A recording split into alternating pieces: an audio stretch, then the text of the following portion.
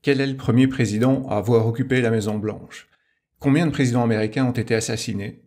Quel président a popularisé le golf? Et le petit quiz maison, pouvez-vous deviner quel président des États-Unis se cache derrière les points d'interrogation? Réponse à toutes ces questions dans cette vidéo. Bonjour tout le monde et bienvenue pour un nouvel épisode de Major Moustache. George Washington est le premier président américain. Ce n'est pas vraiment une surprise. C'est le héros de la guerre d'indépendance menée contre les Britanniques. Il est l'un des pères fondateurs des États-Unis et signataire de la Constitution. George Washington fait l'unanimité. Il remporte la totalité des votes du collège électoral lors de ses 2 mandats présidentiels. Bon, il est vrai qu'il n'a pas d'opposant, ça aide. Dernière chose, c'est lui qui a donné son nom à la capitale des États-Unis. John Adams est le 2e président des États-Unis, mais c'est le premier locataire de la Maison-Blanche, construite entre 1792 et 1800. C'est aussi le premier président à ne pas avoir été réélu pour un second mandat, trophée dont il se serait sans doute bien passé. Tout comme Washington, John Adams fait partie des pères fondateurs de la nation américaine. À signaler, parmi les 5 premiers présidents américains, il est le seul à ne pas posséder d'esclaves. Thomas Jefferson est le vice-président et rival politique de John Adams.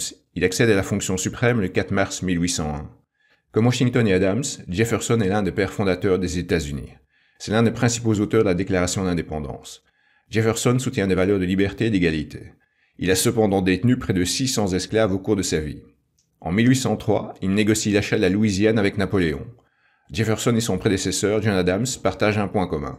Ils sont tous deux décédés le même jour, et pas n'importe quel jour, le 4 juillet 1826, jour de la fête nationale américaine. James Madison est le 4e président. Il est considéré comme l'un des principaux artisans de la Constitution américaine. Propriétaire d'une plantation, il possède plusieurs esclaves. En 1812, il s'allie avec la France et déclare la guerre au Royaume-Uni. Résultat, les Britanniques s'emparent de la capitale Washington et détruisent la Maison-Blanche et le Capitole. Cette guerre anglo-américaine se révèle coûteuse et les 2 parties signent finalement un traité de paix à Gand dans l'actuelle Belgique. James Monroe devient le 5e président des États-Unis en 1817. Il reste dans l'histoire pour la doctrine qui porte son nom, la doctrine Monroe, qui est à l'origine de l'isolationnisme américain. D'après Monroe, l'Europe ne doit plus intervenir sur le continent américain, et en échange, les États-Unis n'interviendront pas dans les affaires européennes. Il adopte ainsi une position neutre vis-à-vis des guerres se déroulant en Europe. John Quincy Adams. Ce nom ne vous est sans doute pas inconnu. C'est le fils de l'ancien président John Adams. Et oui, John Quincy devient, tout comme son père, président des États-Unis. On est ambitieux dans la famille Adams. Ce n'était pas gagné d'avance pourtant, car lors de cette élection, aucun des candidats en liste n'obtient la majorité des voix des grands électeurs. C'est la Chambre des représentants qui départagera finalement les 3 candidats en tête. C'est la seule fois dans l'histoire des États-Unis où c'est arrivé. Dernière chose, John Quincy Adams, tout comme son père, ne possède pas d'esclaves. Andrew Jackson n'est pas le premier venu. Il s'est taillé une solide réputation en 1815 lors de sa victoire contre les Britanniques durant la bataille de la Nouvelle-Orléans. Le 4 mars 1829, il accède à la Maison-Blanche. La présidence de Jackson marque un tournant dans la politique aux États-Unis, avec la naissance du Parti démocrate et, de façon plus générale, du système électoral encore en vigueur aujourd'hui de l'autre côté de l'Atlantique. Le Parti démocrate est toujours à la fête en 1837, avec la présidence de Martin Van Buren. Particularité, c'est le premier président ayant la nationalité américaine depuis sa naissance, contrairement à ses prédécesseurs qui étaient tous nés sujets britanniques. Cerise sur le gâteau, l'anglais n'est pas sa langue maternelle mais bien le néerlandais. À ce jour, c'est le seul président dans ce cas. William Henry Harrison n'est sans doute pas le plus connu des présidents américains, et pour cause, il est mort 1 mois seulement après son arrivée à la Maison-Blanche. Il a contracté une pneumonie et une pleurésie qui lui ont été fatales. C'est le premier président américain à mourir au cours de son mandat. C'est aussi le mandat le plus court de l'histoire présidentielle des États-Unis. C'est le vice-président John Tyler qui lui succède pour l'essentiel de son mandat. Sa présidence n'est pas vraiment un long fleuve tranquille. Il se fait expulser de son propre parti, le parti Whig, et ne connaît pas beaucoup de succès sur le plan intérieur. Il se rattrape en militant pour l'annexion du Texas, ce qui sera fait en 1845, avec à la clé une guerre contre le Mexique. Retour des démocrates à la Maison-Blanche sous la présidence de James Knox Polk. Il remporte une victoire facile contre le Mexique et négocie le partage de l'Oregon avec les Britanniques. Durant son mandat, la taille des États-Unis augmente d'1/3, jusqu'à la côte Pacifique. Il transforme les États-Unis en puissance mondiale. Il n'aura pas vraiment l'occasion d'en profiter, il ne survit que 3 mois à la fin de son mandat. Zachary Taylor est le 12e président des États-Unis. Héros de la guerre américano-mexicaine, il n'a aucune expérience en politique, mais décroche l'investiture auprès du parti Whig. Un ticket gagnant. Il remporte l'élection présidentielle sans véritablement avoir de programme. À cette époque, la question épineuse de l'esclavage envahit de plus en plus la politique américaine. Zachary Taylor n'aura pas le temps d'y répondre, il meurt prématurément d'une maladie de l'estomac après 16 mois de mandat. Millard Fillmore, son vice-président, lui succède. Le dossier chaud sur son bureau concerne l'admission des nouveaux États et leur position vis-à-vis de l'esclavage. Fillmore ménage la chèvre et le chou. Il tente de maintenir un équilibre entre les États esclavagistes et non esclavagistes au Sénat. Issu du parti Whig, il ne peut éviter le déclin de son parti après la fin de son mandat. La déconfiture des Whigs fait le bonheur des démocrates. Franklin Pierce accède à la présidence en 1853. Contrairement à ses prédécesseurs, à l'exception de John Quincy Adams, il prête serment sur un livre de loi plutôt que sur une Bible. Il est souvent considéré comme l'un des pires présidents américains par son incapacité à endiguer la crise entre esclavagistes et abolitionnistes. James Buchanan succède à Pierce, un cadeau empoisonné. Lui non plus ne parvient pas à apaiser les tensions profondes entre le Nord et le Sud. Les historiens le classent habituellement parmi les pires présidents américains. C'est à la fin de son mandat que plusieurs États du Sud firent sécession, menant tout droit les États-Unis vers la guerre civile. Abraham Lincoln est le premier président républicain.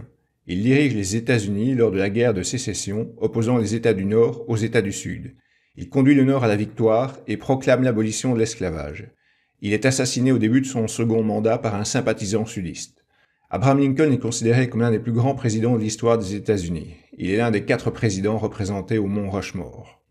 Andrew Johnson était le vice-président de Lincoln. En 1865, il lui succède après son assassinat. Johnson poursuit le processus de reconstruction qui conduit au retour des États du Sud dans l'Union. Mais c'est un démocrate et il fait face aux républicains les plus radicaux qui engagent contre lui une procédure de destitution. C'est le premier président américain à avoir été mis en accusation. Il échappe cependant à la destitution à une voix près. Contrairement à Lincoln, il est souvent considéré comme l'un des pires présidents des États-Unis. Ulysses Simpson Grant est l'un des héros de la guerre de sécession.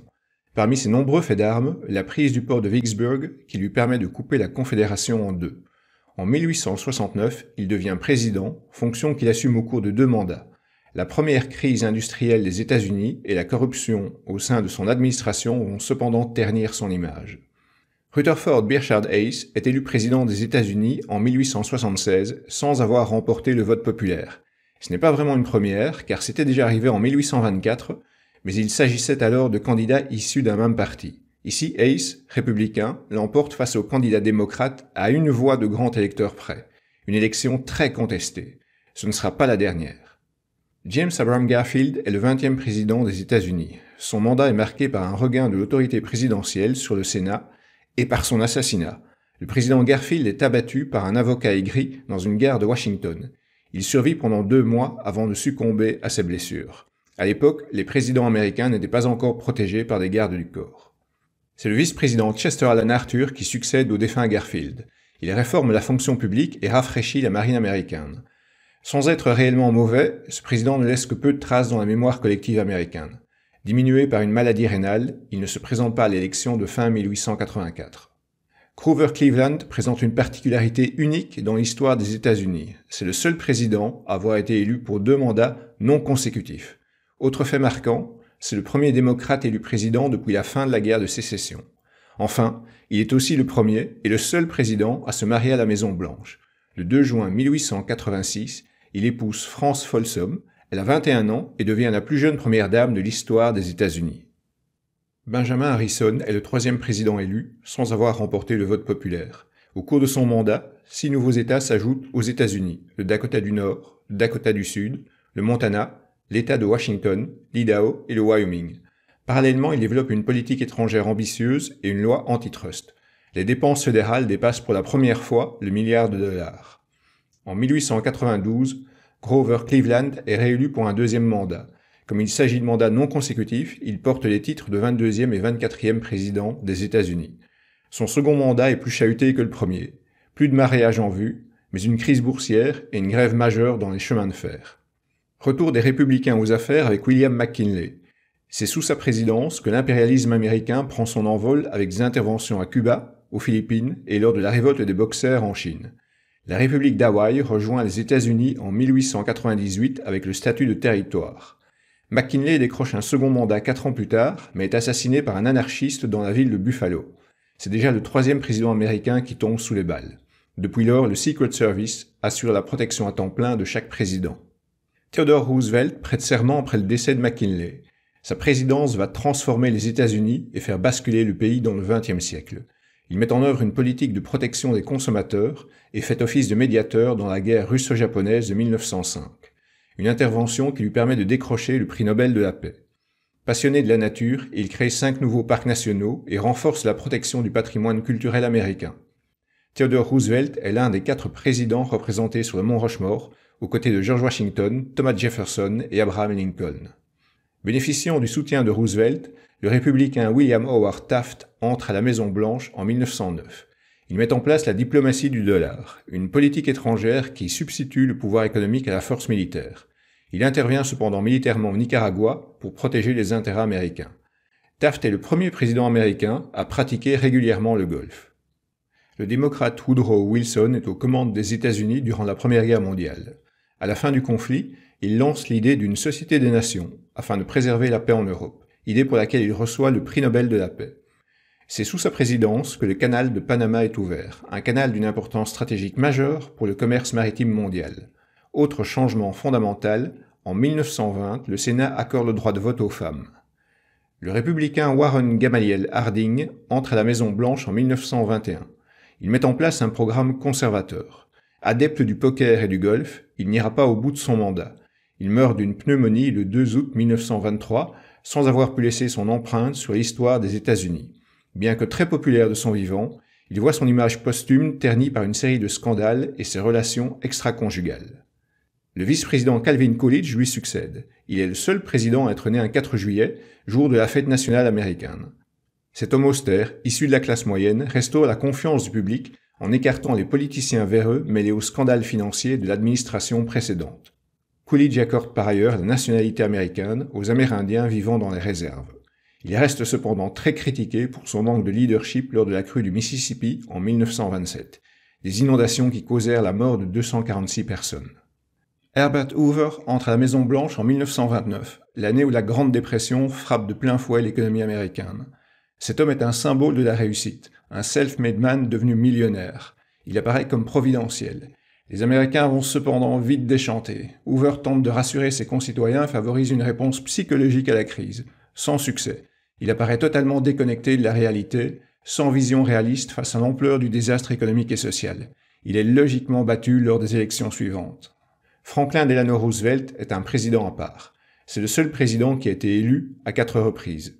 Cet homme chaleureux, paralysé des jambes, traverse les périodes les plus sombres de l'histoire contemporaine. Tout d'abord, la crise économique et sociale des années 30. Sa politique de New Deal vise à contrecarrer les effets de la Grande Dépression. Il lance de grands travaux publics et met en œuvre des réformes sociales. Ensuite, le 7 décembre 1941, les Japonais attaquent Pearl Harbor. Les États-Unis entrent en guerre contre les puissances de l'Axe. En 1944, Roosevelt négocie des accords de Yalta avec Staline et Churchill. Il est aussi à l'origine de la création de l'ONU après l'échec de la Société des Nations. Roosevelt meurt au début de son 4e mandat d'une hémorragie cérébrale. Le vice-président de Roosevelt, Harry S. Truman, fait son entrée à la Maison-Blanche en avril 1945. Il autorise l'usage de la bombe atomique contre le Japon. Il fait voter le plan Marshall pour reconstruire l'Europe et supervise la création de l'OTAN lors de la guerre froide contre l'Union soviétique. En 1950, lorsque la Corée du Nord envahit la Corée du Sud, il envoie les GIs. Le 1er novembre de la même année, il échappe à une tentative d'assassinat menée par des indépendantistes portoricains. Retour des Républicains à la Maison-Blanche après 20 ans d'absence avec le président Dwight David Eisenhower. Avant de devenir président, Eisenhower est le commandant en chef des forces américaines en Europe durant la Seconde Guerre mondiale. Il organise notamment les débarquements en Afrique du Nord, en Sicile et en Normandie. En tant que président, il applique une stratégie de dissuasion nucléaire et développe un programme spatial ambitieux pour rattraper l'Union soviétique et ses Spoutniks. John Fitzgerald Kennedy est le plus jeune président élu des États-Unis. C'est aussi le premier président catholique. En 1962, il gère avec succès la crise des missiles de Cuba et met le turbo dans la course à l'espace avec le démarrage du programme Apollo pour envoyer des hommes sur la Lune. Il milite contre la ségrégation raciale dans les États du Sud et rencontre Martin Luther King lors de sa marche sur Washington en août 1963. Le président Kennedy est assassiné à Dallas le 22 novembre 1963 par Lee Harvey Oswald. Les circonstances entourant son assassinat demeurent mal éclaircies à ce jour. Lyndon Baines Johnson prête serment le jour même de l'assassinat de Kennedy et devient le 36e président des États-Unis. Une présidence contrastée, fortement secouée par des émeutes raciales et des assassinats politiques, notamment ceux de Martin Luther King, Malcolm X et Robert Kennedy, le frère de l'ex-président. Johnson met en place le système de soins de santé pour les personnes âgées et à faible revenu. Mais il devient très impopulaire à cause de la guerre du Vietnam qui entraîne la mort de 58 000 soldats américains. Élection très disputée en 1968, remportée par le républicain Richard Nixon. Le nouveau locataire de la Maison-Blanche retire les troupes américaines du Vietnam, renforce la politique de détente avec l'Union soviétique et visite la Chine en 1972 où il rencontre Mao Tse-tung. Nixon est élu pour un second mandat marqué par le premier choc pétrolier et ses conséquences économiques. Le scandale du Watergate le conduit à démissionner le 9 août 1974 alors qu'il est menacé d'être destitué. Il est le seul président américain à avoir démissionné. Gerald Ford est un cas à part dans l'histoire des présidents américains. Il n'était pas vice-président, il le devient grâce à la démission de Spiro Agnew en décembre 1973. Il n'était pas président, il le devient le 9 août 1974 après la démission de Richard Nixon. Ford poursuit la politique de détente avec l'URSS et tente de combattre l'inflation galopante causée par le choc pétrolier. Il échappe à 2 tentatives d'assassinat durant sa présidence. Le démocrate Jimmy Carter s'installe à la Maison-Blanche en janvier 1977. Il prend de nombreuses initiatives en politique étrangère et fait office de médiateur lors de la signature des accords de paix de Camp David entre Israël et l'Égypte. Carter signe également un traité sur la réduction des armes nucléaires avec l'URSS. Mais la crise des otages de l'ambassade américaine à Téhéran, l'intervention soviétique en Afghanistan et le deuxième choc pétrolier minent sa popularité auprès des Américains. En 2002, il reçoit le prix Nobel de la paix pour son engagement en faveur des droits de l'homme, de la démocratie et de la résolution pacifique des conflits. Carter est le président américain ayant vécu le plus longtemps. Ronald Reagan débute sa carrière à la radio et au cinéma. Il la termine dans le bureau ovale. Son arrivée à la Maison-Blanche coïncide avec un changement de cap majeur de la politique américaine. Tout d'abord dans l'économie. Reagan réduit les dépenses fédérales, les taxes, et adopte une position dure vis-à-vis des syndicats. Au niveau politique, il contribue à la renaissance idéologique de la droite américaine. Dans les années 80, Reagan relance la course aux armements avec l'Union soviétique avant de négocier avec Mikhaïl Gorbatchev un traité de réduction des arsenaux nucléaires. Au début de son premier mandat, Reagan est victime d'une tentative d'assassinat au cours de laquelle il faillit perdre la vie. C'est la politique étrangère qui oriente la présidence du pragmatique George Herbert Walker Bush. Il fait face à l'effondrement des régimes des pays de l'Est suivi par celui de l'Union soviétique. C'est le début d'un nouvel ordre mondial. En 1990, les 2 Allemagnes se réunifient.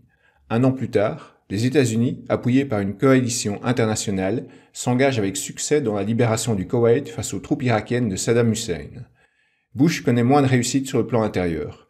Il est le seul président républicain depuis 1932 à ne pas avoir été réélu si l'on ne tient pas compte de l'affaire du Watergate.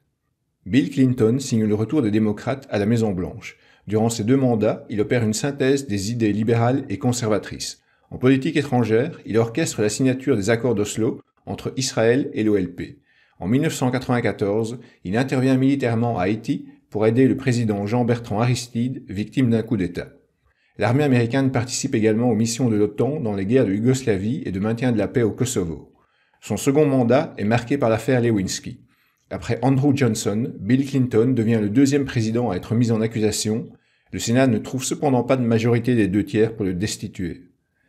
Après le père, c'est au tour du fils Bush de s'installer à la Maison-Blanche. Non sans difficulté, car il ne gagne pas le vote populaire et doit attendre la fin des recomptages et la décision de la Cour suprême des États-Unis pour être élu président.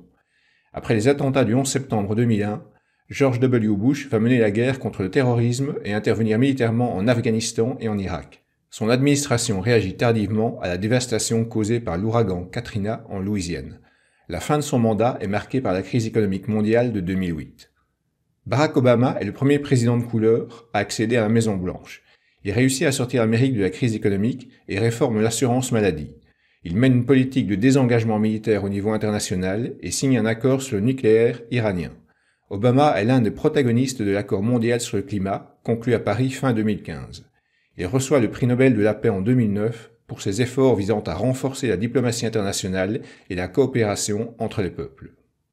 En 2016, Donald Trump déjoue les sondages et remporte l'élection présidentielle face à Hillary Clinton. Il est le seul président américain à n'avoir jamais exercé auparavant de fonction politique ou militaire. Il rompt avec la politique de son prédécesseur et retire notamment les États-Unis des accords sur le climat et sur le nucléaire iranien.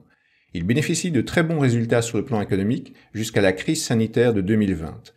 Donald Trump est le seul président américain à avoir fait l'objet de 2 procédures d'impeachment. Joe Biden est le président élu ayant recueilli le plus de suffrages dans l'histoire américaine, 81 millions de voix. Il est le premier président à choisir une femme, Kamala Harris, comme vice-présidente. Il est aussi le second président catholique après Kennedy.